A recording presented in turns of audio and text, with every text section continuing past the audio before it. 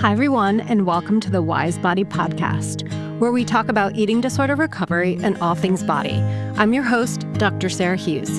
I bring 20 years of experience as an eating disorder therapist, and I've worked with hundreds of clients to feel more empowered and connected to their body by tapping into the wisdom it holds. I'm so excited to keep learning with you as we navigate the windy path that is recovery. So let's get started. Hi, and welcome to another episode of The Wise Body. Today, I'm excited to invite my next guest, Michaela Hascall, onto the show. We know each other from the eating disorder community, and I thought you bring such a deep, articulate way of talking about recovery and your own healing, Michaela. And so I was so glad that you agreed to come on today. So thank you so much for being on. Thank you for thinking of me and giving me the opportunity to talk a little bit about my recovery. Cool. So I thought today we'd talk a little bit about your own experience in treatment and a little bit about like where you are now in your recovery. So the first question I thought of was, do you remember like turning point for you, like when you decided to go into treatment, and like what was that whole process like of just like getting in the door and starting treatment? Yeah. So I've had a restrictive eating disorder since I was 8 years old. I think is probably the first time that I was like on a diet and really aware of like the size of my body. But I've kind of always been aware that I've been in a bigger body my whole life, whether that's because other people made me aware or, you know, just like comparison of self that happens in life. And then when COVID happened, I remember just like really spiraling. One of my professors died and I had a friend who died like a month earlier. And so there was just like a lot of like trauma. My mom had breast cancer and I just was like, okay, like I'm just going to control what I can. And that was my food. And I like really, really got deep into it and was pretty sick. And I have a friend who also has an eating disorder and had been in recovery in like high school, I think, in her time. And she was really instrumental in getting me into treatment. You know, we spent a lot of time together in COVID. We had a lot of like classes together, and she would just kind of tell me stories about like her like experience in treatment or like getting into the process or whatever, right? So I remember like, you know, I'd stand up and like black out and she'd be like, that's so interesting. Cause like I used to black out when I stood up right before I went to treatment. And like, you know, or I'd be like sitting there like playing with my hair and just like a chunk would fall out. And she'd be like, that's crazy. Like that happened to me like before I went to treatment. You know, like just like little things like this. And I think it was probably like months of like those little things where I kind of already knew that like my relationship with food was like not normal or like okay. And like I felt very insecure around it. And then just, you know, I think one day she told me, we like ordered pizza and we were working on our like feces or whatever. And she was like, hey, like you're not eating and it's triggering me. Do you think that you could? And I was like, oh shit, like, yeah, I'll eat. And I didn't even like realize that I was doing that. And then just kind of, you know, as time went on, like she kept saying these things and I kept starting to like think like, well, that's really weird because she said that like I have a lot of the symptoms that she had. Like, that's super interesting. And so one day we just had like a very emotional day and there was a lot going on with another friend. And I remember at the end of the day, it was just me and her in the car. And I was like, I think I have an eating disorder. And she was like, no shit. Thank God, like you understand. And I was like, cool, what do I do? And she was like, well, lucky you. I have, you know, I have knowledge about this. And so she was able to get me into a treatment facility that was in our town. And you know, initially she just like sent me the phone number for it and was like, call. And I called and nobody answered. And it was like, leave a voicemail and we'll call you back. And I was like, no, I'm not doing that. I did my due diligence. I called. If they want to call me back, they've got caller ID, you know, whatever. And so a couple weeks passed and she's like, did you ever call? And I was like, yeah. And she's like, and I was like, they didn't answer. And so she came over and she sat down and she called and she left a voicemail with my phone number. And then, yeah, the rest is history. But if it weren't for her insistence and her knowledge and her follow-up, I think it probably would have been a lot longer of a process for me to get into treatment, but I'm very lucky to have a friend like her. I'm especially lucky that she stuck around during all of my like intense behaviors. I'm sure that was really hard for her. Yeah. And it sounds like she was trying to give you some gentle, subtle hints, like, and maybe relatable hints, like, oh, that happened to me. And strange that's happening to you too. And you knew she was in treatment for an eating disorder then? Yes, she had it. I mean, she's been in recovery for like over a decade at this point. And this was back in 2021 when I went into treatment, April of 2021. So at that point, I think she'd probably, it probably was still like 7 years or something into her recovery. She had, I think, went like in her early teenage years. And I'm pretty positive, I feel confident in saying that she was behavior free when like we were, hanging out, and she's still behavior free now, very solid, a super solid recovery friend. And yeah, I don't remember the question. Me either. It's okay. I was saying how like there were like some subtle hints that she was kind of dropping, and maybe and I didn't know in treatment. Okay. Yeah. That she had been in treatment. Okay. Yeah. Mm-hmm. And for you to maybe like connect those dots and also connect to her, like, oh, she struggled with this too. And maybe for you to feel not so alone in it, and definitely not feeling alone in making the call with you. Like that's a big step. Right. Absolutely. Absolutely. And I don't know what it would have been like if she had said to me, like, you have an eating disorder, if she would have just like come out and said the words. I don't know if that would have been received well, or if I would have even been able to like hear it. But the way that she went about it was very sneaky and tactful. And it worked. Yeah. Yeah. I mean, someone might feel like really challenged and then defensive, feeling like attacked maybe, but she was trying to kind of align with you in a way, it sounds like. Absolutely. Yeah. Trying to make it seem like, it's okay. It's like not normal. Right. But like I understand it. Right. Like I can relate, and we can talk about it if you want to talk about why your hair is falling out and you're blacking out. Right. Right. Yeah. Yeah.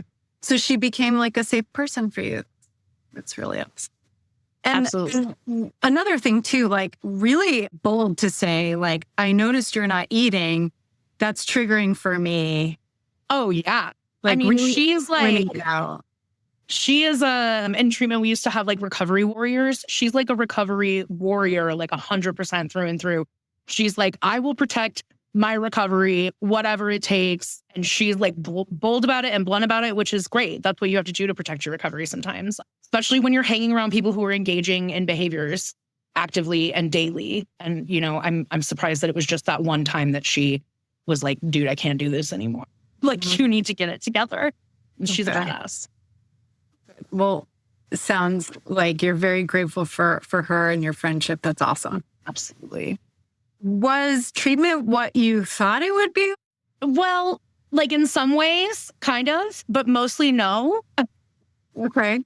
Well, I was very scared to go to treatment. And I think that there was like, I had this idea that like everybody there was going to be really judgmental and emaciated, and like, I don't know, just that I was going to go there and people were going to be like, you're fat. Why are you here? Because even in the deepest part of my eating disorder, I was still in a bigger body. I was still, purchasing plus size clothes, even though I would have died before I was straight sized. And so I was really nervous about that part. I remember my first day, I like went in and we started off every morning with like a morning snack. And, they send out criteria of like what is and is not allowed at snack time and like what constitutes like a snack, because when you've got a bunch of people with eating disorders, they're going to try to pull some wild shit at snack time or meal time. They're going to be like, yeah, this little tiny thing is absolutely a snack. But I remember like turning on my camera, and the minute that like everyone was there and they were like, okay, like we're going to start eating, I just like burst into tears and I like turned my camera off. I was like, I can't be here. And everyone was so incredibly like supportive and vulnerable. And, I really am so grateful for the group of people that I was in recovery with that first couple months. We had a really, really beautiful group of people, and everyone was so like just raw and respectful and safe. I think our therapist did a really good job with maintaining group safety, creating and maintaining it. And, there were very clear rules about, like we don't talk about X, Y, and Z. Like we don't name foods. We don't talk about calories. We don't talk about like any sort of like, we don't give a number to anything. Numbers, math, no thank you. But, it was really, really enforced, and people were really responsive to that and grateful for it. And I certainly was. I also learned about this lovely thing called health at every size while in treatment, which is talking about, basically, I think, we have this idea of what an eating disorder looks like and what health looks like also. And health at every size is mostly just saying that like there's no look to health, right? And also there's no like moral obligation to pursue health, because health looks different for everybody and health has different levels of attainability for everybody, depending on a whole host of factors, right? Like socioeconomic factors, genetic factors, like all sorts of things go into somebody's ability to attain health. And it is not anyone's business whether or not somebody has the means or desire to do that. Anyways, now I'm just talking about health at every size. But I did learn about this in treatment, and it was, as like a fat person going into an eating disorder treatment, I was so happily surprised by the content of recovery, like, workshops and whatnot, groups, and also just like the understanding from other people with eating disorders. I think I had a really big fear that like, I'm going to go in there and I already know everyone in there is like dealing with an eating disorder. And so therefore like they are comparing, right? Like that's such a huge pillar of eating disorders, is like comparing yourself to others, or just like body checking yourself. And then sometimes that, goes into body checking others because they're around you. And I was really scared about that aspect, being like, the fattest person there, and worrying that like all of the people in this room are scared to become me, right? Like that's why they're here, is they having a body like mine is their biggest fear. And I really thought that I would be treated that way as well. And I was not. I really had a lovely, lovely time with the group of people that I was with. And I'm such a huge proponent for group therapy now. I'm like that. It saved my life 100%. I don't think that like the therapists were incredible, and the therapists and the education, it was insanely incredible. And I don't think that like I would have had such an incredible experience and a meaningful and impactful experience in treatment without the group of people that I was in therapy with, and their like willingness to show up vulnerably and be honest and raw. And it was incredible. And if any of you out there want group therapy, you should do it. So that is another question. I feel like we could go in a couple different directions here, but what do you want people to know if they're thinking about starting treatment? Yeah. Well, a couple of things. One, if you're thinking about starting treatment, you should probably go to treatment. People who don't need treatment don't think about treatment. And, people who don't have eating disorders don't think that they have eating disorders. And also, I think just, there's no such thing as sick enough. I think, everyone says it all the time. And so sometimes it's like, when you say things over and over, it can feel like, oh, cliche or whatever, but it's true. If you are struggling with an eating disorder, you are sick enough, whether that looks like just, a couple behaviors that come up every so often that are not okay and are impacting you and your life, whether that's impacting like your activities of daily living or impacting your, mental state. If you're thinking about food all the time, if you're, constantly either, it doesn't even have to be, you say thinking about food and it's like, or food noise, right? It doesn't even have to be like positive thoughts about food. You can have negative thoughts about food all the time. It's probably an indicator that something else is going on.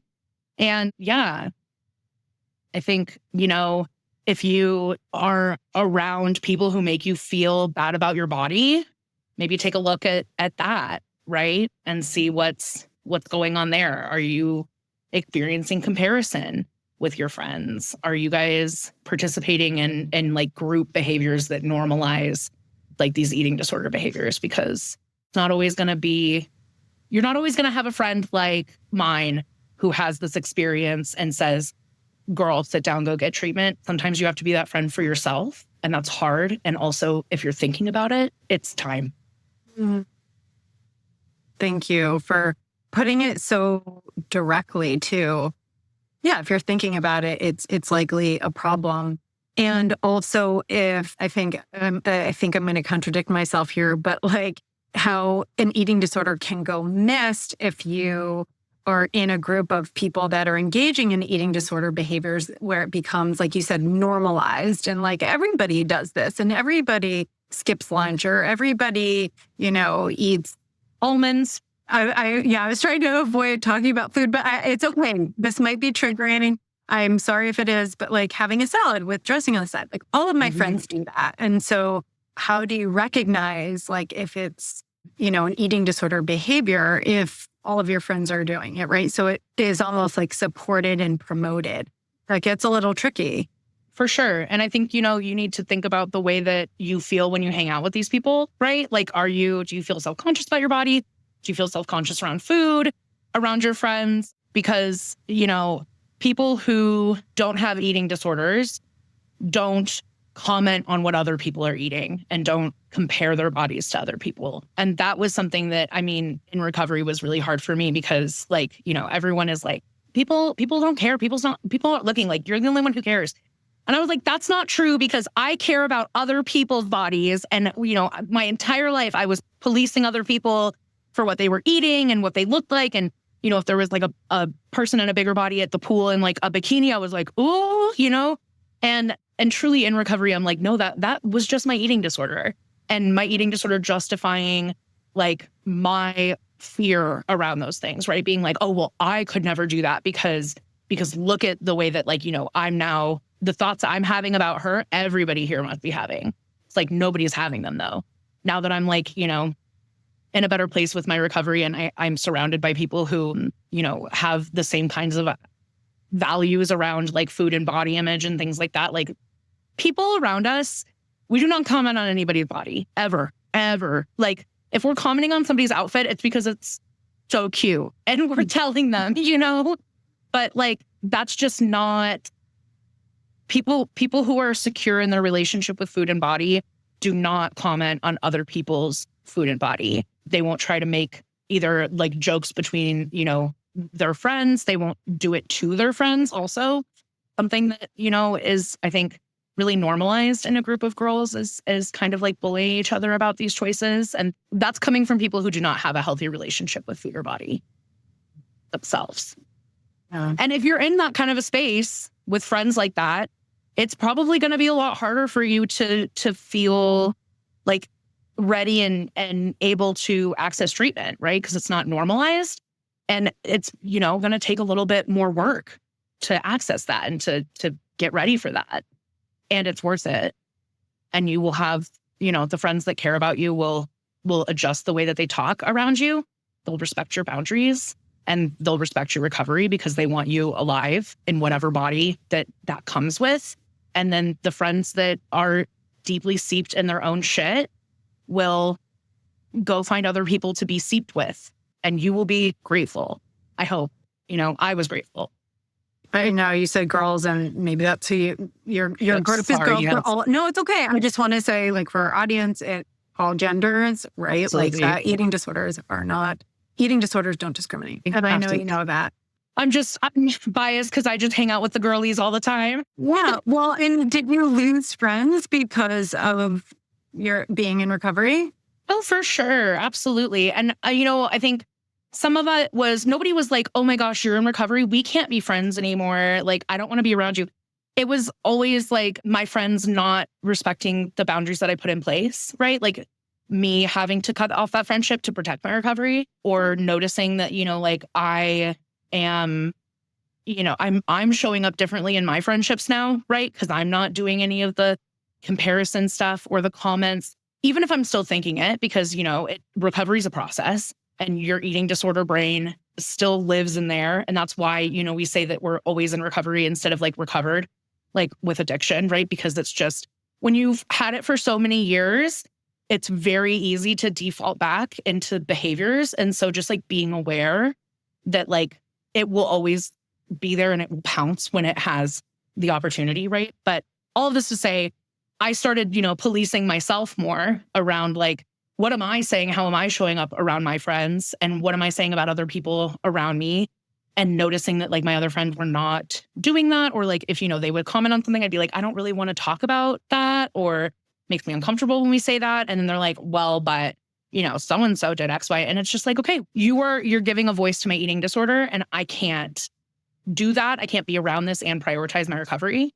And so there were tough choices that had to be made for sure. But also, I'm 4 years into it now, and I don't regret any of those choices. I don't miss any of those friendships that were actively taking from me and putting me deeper into a sickness that is truly, you probably know the statistics on that better than I do, but like the deadliest mental health condition, the highest mortality rate, right? Behind opiate disorders, but yes. Yeah. And that's a recent change. Yeah. That's huge. Mm-hmm. And you have to prioritize your life. If your friends would rather see you sick and dying, like those are not your friends. Yeah. Really good point and well said. So you were already touching on this, like where you are currently in your recovery. And thank you for giving us some like real examples of that, of how you're living in recovery. Are there any goals that you're actively working on right now? Oh, for sure. Yeah. It never stops. So many treatment goals. Many goals. Yeah. I think for me currently right now, I don't know if everyone here knows this, 3 meals, 3 snacks every day. That's the minimum. Okay. Get with the program. But I think that surprises a lot of people. So yeah, I'm glad that you're mentioning that. Like, even if you're on a maintenance meal plan, you're eating 6 times a day. Mm-hmm. Absolutely. Like your body needs sustained and continuous energy and nutrients. It's super important. And that's been, that was something that I struggled with 6 times is a lot of times. That's something I struggled with for a while. I'm pretty solid in that space now. And I'm now starting to work towards, okay, how do I get a little bit more comfortable with preparing those meals? 3 times in the kitchen is a lot for somebody who is not used to being in the kitchen at all. And so, I think right now a goal of mine is to cook in my home once a week. And let's be realistic here. Again, 4 years into recovery, I'm not meeting that goal where I am currently. And eventually, end goal, right, is going to be 3 meals in my house, maybe 2, because I don't know, like, can a girl get some rest? Can she have yogurt in the morning with little granola or something? Because it's got to be a real meal. It's got to have all the components. But do I have to slave over a stovetop every time, 3 times a day? No, but like, can I get to a point where I'm daily cooking for myself? I don't feel like this anxiety in the kitchen, or this like, I don't even know if anxiety is the right word, just like uncomfortable, just like want to get out of my skin kind of a feeling when it's like, confronted with not only do I have to eat this many times, but I also have to be like present for the process of preparing that meal. That's really hard. And so that's my current goal and kind of where I am with things. But, I am stealing this from the baby community, the mom and baby community. But fed is best. Yeah. So like, if that means going to Trader Joe's and picking up some like pre-prepared lunches or whatever, like that's what I'm going to do, because I'm going to make sure that I'm eating, and I'm going to make it the least hard on myself to meet that goal. And some days are easier than others. Some days I feel a little bit more able to like cook in my house and do the preparation. And some days I'm like, if I try to do that, I won't eat. And so what am I going to do? I'm going to go out. I'm going to outsource that, because to me, meeting those meal like expectations is like a pillar to my recovery. And that's more important than, trying to like, I don't even know what the word is, but just force myself into cooking. I wanted to say something about elbow grease, but I don't know. Feel like that fit. Yeah. Well, thank you for that. And sorry, I want to jump back to this notion of sick enough. I meant to say and jump in that that's why Dr. Jennifer Gaudiani wrote the book, right? Like, because I think she was hearing that so much from her patients. She's a doctor, so we'll use a medical model there. But yeah, just feeling like this notion of sick enough and that I deserve treatment. And that's really hard to recognize that, but also brings up this notion of comparison too. Like this, person is way sicker than I am. And I think the scary part of that is you don't necessarily see or feel all of the consequences of an eating disorder. And so I think Dr. Gaudiani does a really nice job. Every chapter focuses on some kind of medical complication associated with an eating disorder that you may or may not feel. And there may or may not be like a specific test for it either. So yeah, thank you for bringing that up, that like there can be so many barriers to getting yourself in the door of treatment. And I think that's a really big one, like not feeling sick enough and therefore maybe even not like worthy or deserving of treatment. And so I'm glad that, you talk about that, your own struggle with that, and that ultimately you really challenged that and pushed through that and got into treatment. So yeah, absolutely. I mean, I think especially being in like a bigger body, like there's this idea that like, well, I'm not successful, right? Like I haven't gotten to an emaciated state. And so I obviously don't need treatment yet because like there's this idea of what an eating disorder looks like, right? And I would have never made it to an emaciated state. I would have died first. So don't use the media's portrayal of eating disorders or your own like, arbitrary metrics to decide when it's time. If you're thinking about, if thinking about food is consuming you and you are considering the fact that you might have an eating disorder, talk to a therapist. One who specializes in eating disorder and also maybe one who specializes in HAES, health at every size. Yeah, right. That sort of begs the question, which is my next one. What's your experience with weight bias? Yeah, I mean, I think there's weight bias coming from every angle of our society, whether that's like friends, family, doctors. I remember in childhood, like having people talk about my body at a very young age. I remember, I think it was probably like 5 or 6 the first time that somebody told me I was too fat to be their friend, which is crazy because I'm like 6, I'm growing, I'm just a little girl and someone's like, ew, gross, which is, trauma in and of itself.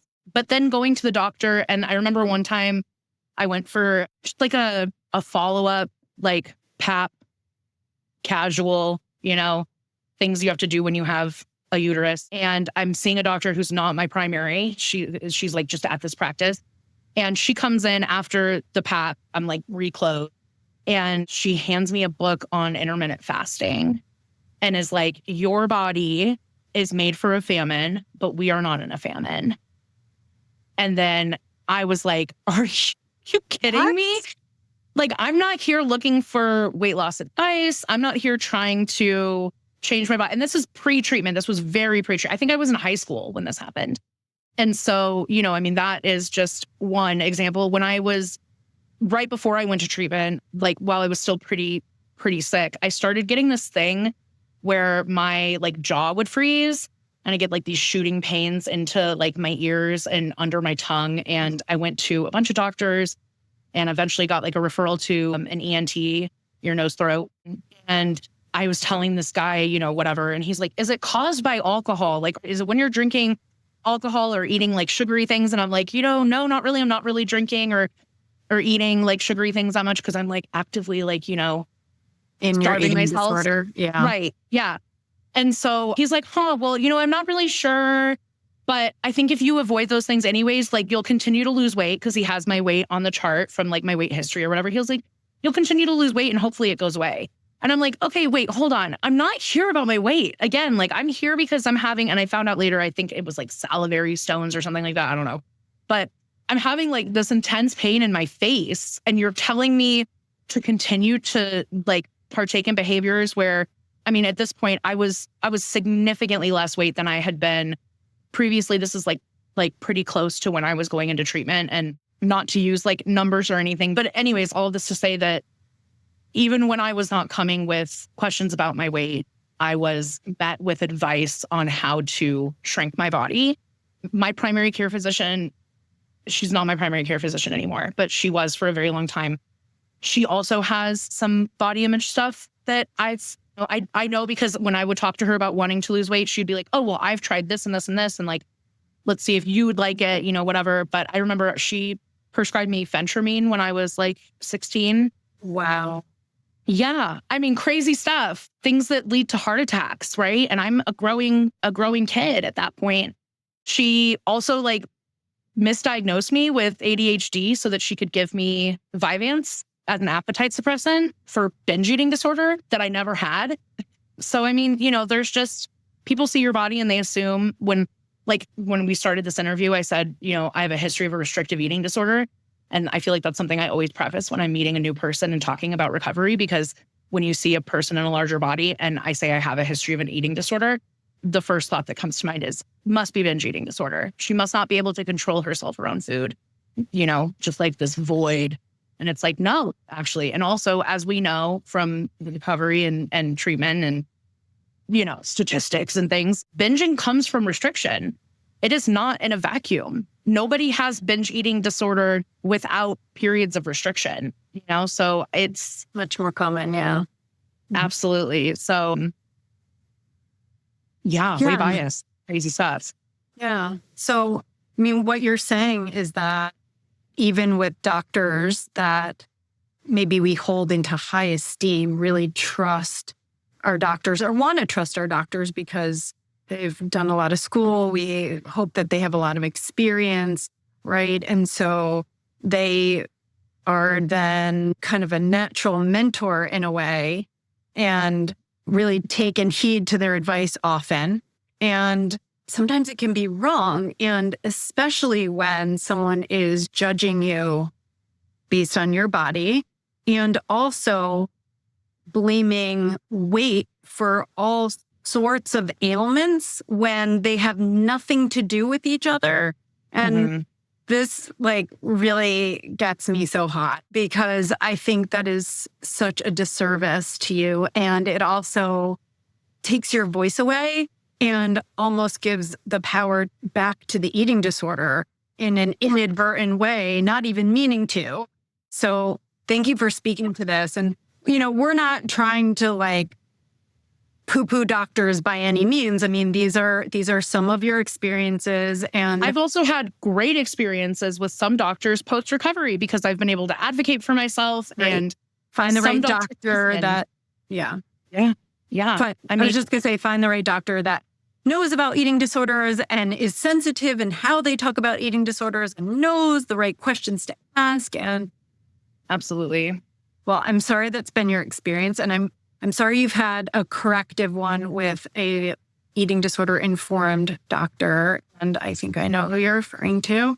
Yeah. Who I love. Yes.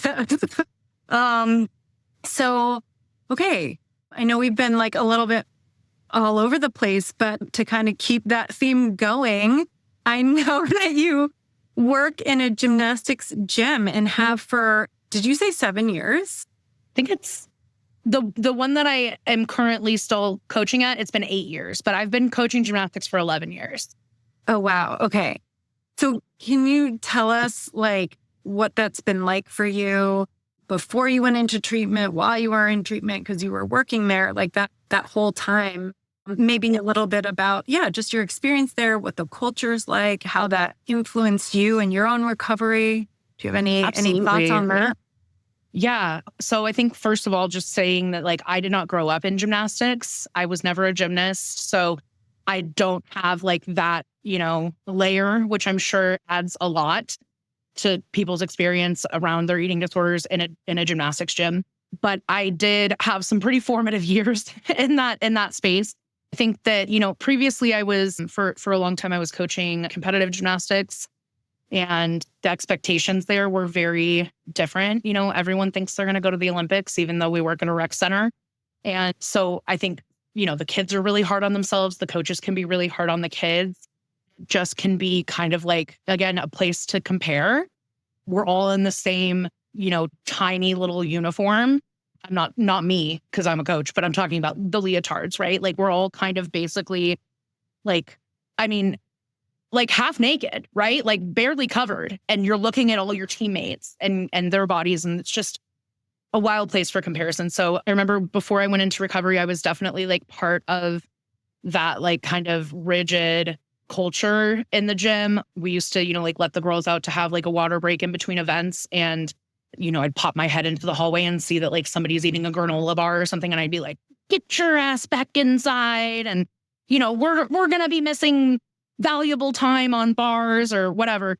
And now like looking back, like, I really had to, while in treatment, grapple with the fact that like my eating disorder came out in front of children and probably had an impact and influenced them and maybe even perpetuated their own eating disorders. And that was something that was definitely hard to acknowledge and move through. But after treatment, I started coaching again. That same year, I left PHP, partial hospitalization program, and went into IOP or intensive outpatient. And when I was in IOP, I started coaching again, but I was like, I cannot go back in a competitive space. And so what I have been doing since 2021 is I work with babies. I work with 2-year-olds, 2.5-year-olds.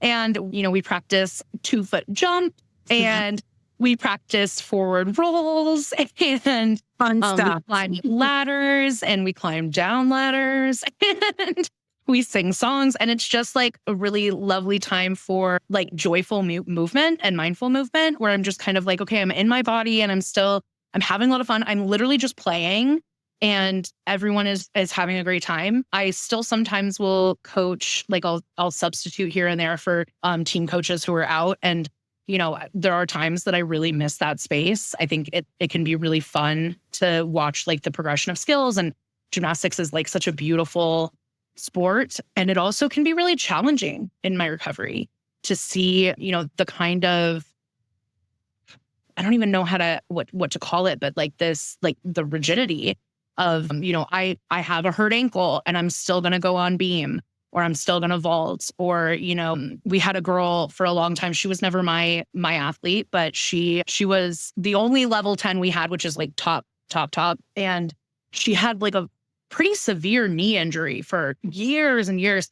And she would come in and just condition. She would just, do her workouts on the sidelines while the rest of her team is doing whatever, right? Or she would, do bars because she doesn't need her legs on bars. Like, but just this like idea that like there cannot be rest, right? Mm-hmm. Or even though I'm still experiencing pain and side effects from these injuries, like I should push through it because I have goals to meet or whatever it is, or the pain isn't real because I was more painful previously. It's like, no, our body is giving us signals, right? Same with like the girls who were eating granola bars during water breaks, like your body is giving you a signal that it needs something. And I don't want to be somebody who perpetuates you like not listening to that and honoring that.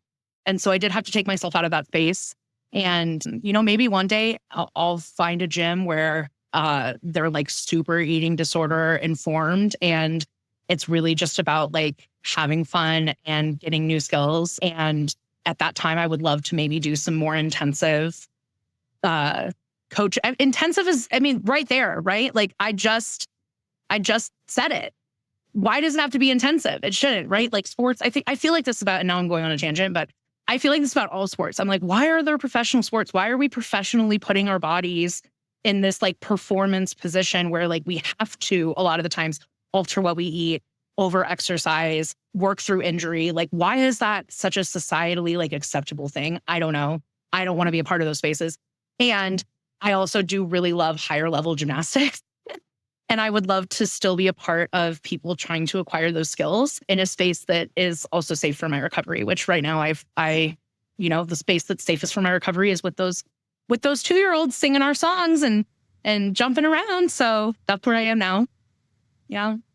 That's great. And I have an almost 2-year-old, and I think there is something so special about that age in which you're getting used to being in your body and understanding what it can do. And it's like this very exploratory developmental phase, which is like super cool that you are, they're really like encouraging that and like supporting that. And and just recognizing like, hey, what your body can do. And isn't this kind of cool? Rather than, when you get to these higher elite levels, like your body must do this thing. And if it doesn't, then you're not considered elite or serious. And like, how do we like keep that from happening? Right? Like, because I think also then a lot of athletes stop loving their sport, or they lose the value of like why they started to engage in the sport in the first place. Right? Like that can so easily get lost. Or you get an injury that is something that you cannot push through. And all of a sudden your identity is challenged because you've been in this sport your whole life and you are this athlete. And now what do you have, right? And so it's like, why do we put so much emphasis on this, like the capabilities piece, right? Instead of the joyful movement. But I mean, that's something that was, huge. And I think a lot of the times, especially in the gymnastics sphere, there's a lot of like lifelong damage that kids do to their bodies. And I mean it when I say kids. Like I had a 14-year-old co-coach, because that's how old you have to be when you to work, 14. And she was a competitive gymnast, and she had to have a double hip replacement at like 14 or 15 years old because of gymnastics. I knew coaches who were 16 with broken backs, stress fractures in their backs. I have a friend who was an elite gymnast at the age of 13, and she stopped at 13 because she was done. And she still has like arthritis in her, wrists and ankles. And from when she was 13, she's in her 30s. Like there is lifelong damage that we do to our bodies when we put them in these really intensive physical situations. And like, I mean, I get it if it's bringing you joy, right? But also like give yourself time to rest, because you might be robbing yourself joy in the future if you don't give yourself the space and time to rest. Right. And this is a whole nother episode. Literally. Eating disorders in athletes. We will get there. It's part of the plan. Season 2. Yeah. Stay tuned. Absolutely. So I think we have time for one more question. So in terms of like your own recovery, Michaela, what's been like the biggest change that you've noticed? Yeah, I think just like it's so hard. Because it's like my whole life changed, like really everything changed. The way that I like saw myself, the way that I interact with my friends, the way that I interact with the world and with kids. I've always worked with kids, like, all of that changed. But I think like something that I'm really proud of and excited to be excited about in terms of, I mean, I'm excited about it all. But I'm like, okay, here we go. We're going into my previous maybe not behaviors, but like triggers. I really didn't like, I was very scared of being in spaces where there was like a buffet or like a cafeteria style, like anything. If I had a potluck, none of that. I used to literally like have my mom into my adulthood still plate things for me and bring it to me. I like could not go up and even like look at the food and like be like, I want this. No, because there's just like this fear that like somebody's going to see me up there and be like, oh my God, she's so fat. She's going to eat it all. That's my eating disorder voice talking. And I went to college, and my best friend in college assumed that role that my mom was in previously. And so she would go up and she would do that if we were ever at like buffet style places. And so, in my recovery recently, there's this lovely hot pot spot in our area that I'm just obsessed with. I could have it every day. I could afford it. And if my friends would come with me.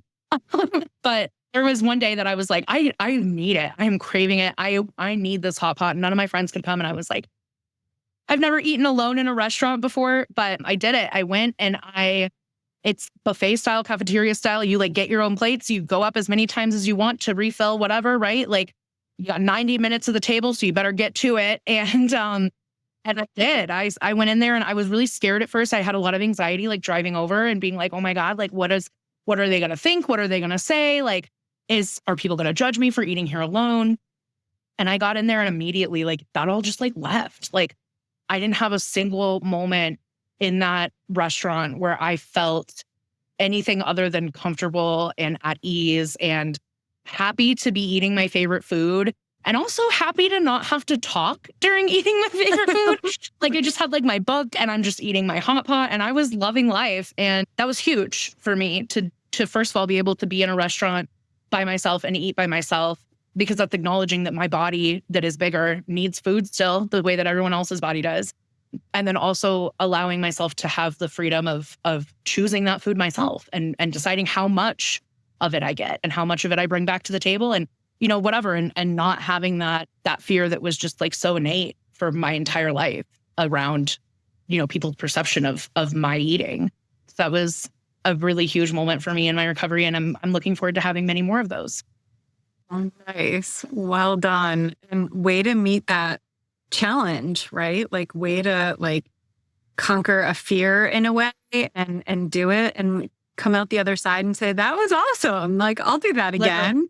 Yeah, that's so great. So like, well done. And I think, you know, you're so inspiring, Michaela, and just hearing you talk about your own treatment and recovery journey, I hope it inspires some of our listeners to engage in their own recovery and to think about treatment and to make that call or send that email and get help, and that you deserve it and can really benefit so greatly as you have and are so, you know, articulate in talking about it now. And I really appreciate everything that you've brought to this conversation.